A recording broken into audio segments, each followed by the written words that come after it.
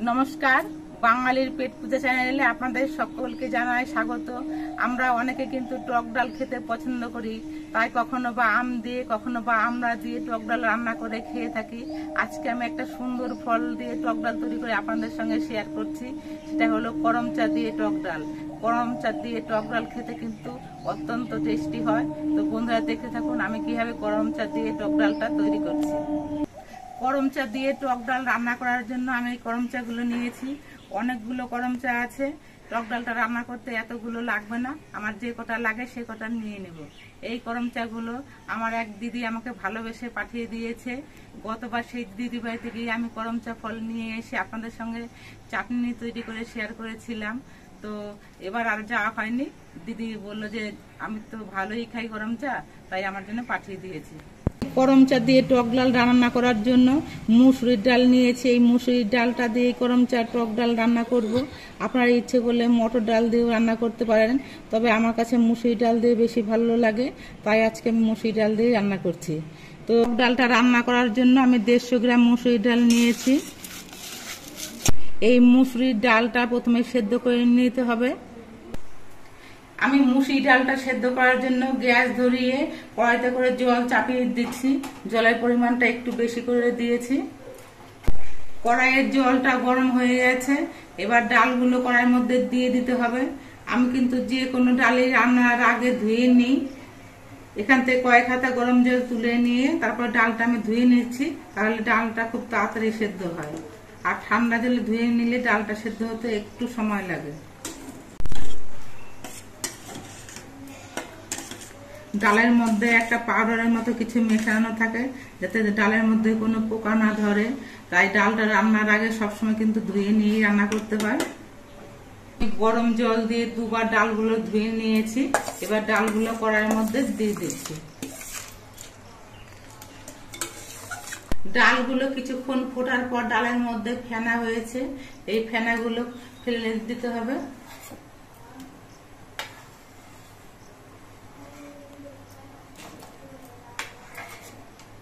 এবার ডালের মধ্যে দিয়ে দিচ্ছি পরিমাণ মতো নুন। ডালগুলো আস্তে আস্তে কড়াইতে সেদ্ধ হতে থাক, ততক্ষণে আমি করম চাগুলো কেটে নিয়ে আসছি। করম চাগুলোর মধ্যে কিন্তু অনেকগুলো করম চাই পেকে গেছে, আর করম চাগুলো দেখতে কিন্তু খুব সুন্দর লাগছে। দেখে মনে হচ্ছে পুরো জামের মতো। এরকম একেবারে পেকে লাল টুকটুক হয়ে গেছে। টক ডাল রান্না করার জন্য এতটা করম চা আমাদের লাগবে না, এই জন্য এখান থেকে কিছু কাঁচা করম চা আর কিছু পাকা করম চা মাঝখান থেকে কেটে অর্ধেক করে নিচ্ছি। করম চার মধ্যে একটা কোয়াশ থাকে, এই জন্য করম চা গুলো কেটে নিয়ে জলে দিতে হয়। আর করম চার মাঝে কিন্তু একটা বীজ থাকে, এই বীজটা চামচের সাহায্যে আমি বের করে ফেলে দিচ্ছি।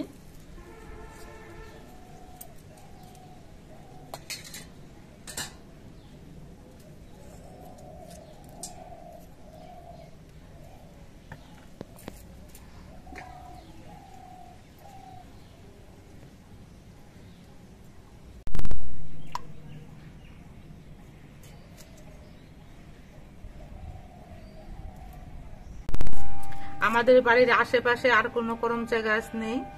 আগে আমাদের পাশের বাড়িতে করম চা গাছ ছিল, তারাও কেটে ফেলেছে, এই জন্য এখন আর এই ফলগুলো বেশি খাওয়া হয় না।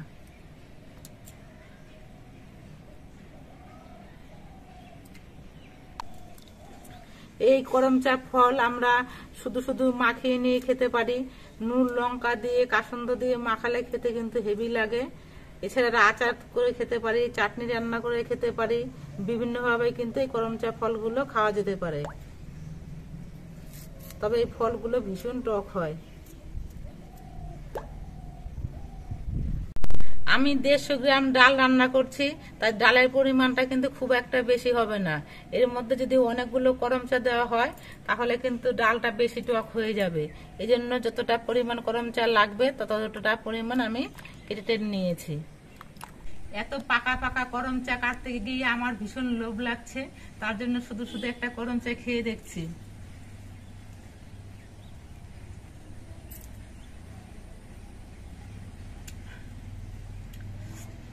করম চাগুলো পেকে গেছে বলে হয়তো টকের পরিমাণটা একটু কমে গেছে। আগে তো এই গরম চা আমরা শুধু শুধু নুন দিয়েও অনেক খেতাম, এখন এত অম্বল গ্যাস হয়ে গেছে যে এই গরম চাগুলো আর মাখিয়ে খাওয়ার কথা ভাবতেও পারি না। আপনাদেরকে এর আগেই আমি বললাম যে গরম চার মধ্যে কিন্তু অনেক কষ থাকে। দেখুন গরম চাগুলো জলে দেওয়া হয়েছে, জলের রংটা কিরকম কালো কালো হয়ে গেছে। এবার এই গরম চাগুলো আমি একটা বাটির মধ্যে তুলে নিয়েছি। এদিকে কড়াইয়ের ডালটাও প্রায় সেদ্ধ হয়ে এসেছে। এবার ডালের মধ্যে আমি দুটো কাঁচা লঙ্কা দিচ্ছি। অনেকে টক ডালের লঙ্কা দেন না, তবে আমি দুটো লঙ্কা দিচ্ছি।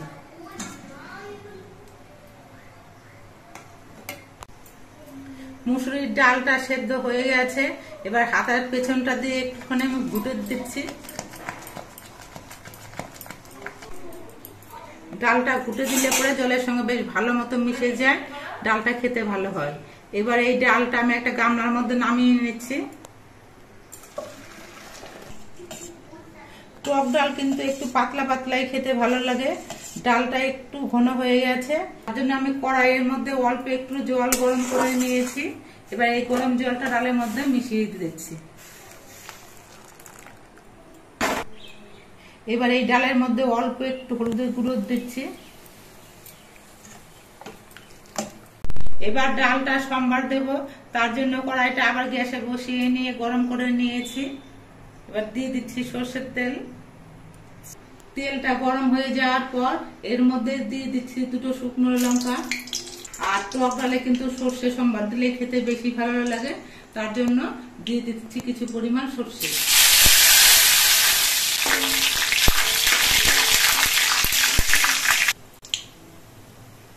সর্ষে আর শুকনো লঙ্কাটা ভাজা হয়ে গেছে। এবার এর মধ্যে গরম চাগুলো দিয়ে দিচ্ছি।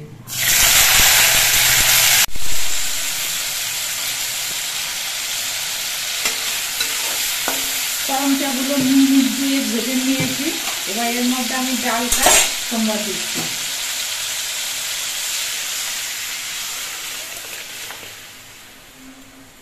এবার 3-4 মিনিটের মতো ডালটাকে ফুটিয়ে নিতে হবে, তাহলে পরে গরম চাগুলো কিন্তু সেদ্ধ হয়ে যাবে। এবার ডালের মধ্যে অল্প একটু চিনি দিচ্ছি। টক ডালের মধ্যে একটুখানি চিনি দিলে টক ডালটা খেতে বেশি টেস্ট হয়। টক ডালটা আমার রান্না হয়ে গেছে। এবার গ্যাসটা অফ করে দিচ্ছি। এবার একটা গামলার মধ্যে নামিয়ে নিচ্ছি। দেখতে পেলেন আমি কিভাবে গরম চা দিয়ে টক ডালটা রান্না করলাম। এইভাবে গরম চা দিয়ে টক ডাল রান্না করলে কিন্তু খেতে ভীষণ টেস্টি হয়। আপনারা একদিন খেয়ে দেখবেন, খুব ভালো লাগবে। আর আমাদের ভিডিওটা আপনাদের কেমন লাগলো, যদি ভালো লাগে ভিডিওটিতে একটি লাইক, আর নতুন বন্ধু হলে চ্যানেলটিকে সাবস্ক্রাইব করে দেবেন। সকলে সুস্থ থাকবেন, ভালো থাকবেন। দেখা হবে পরবর্তী আর একটা ভিডিওতে।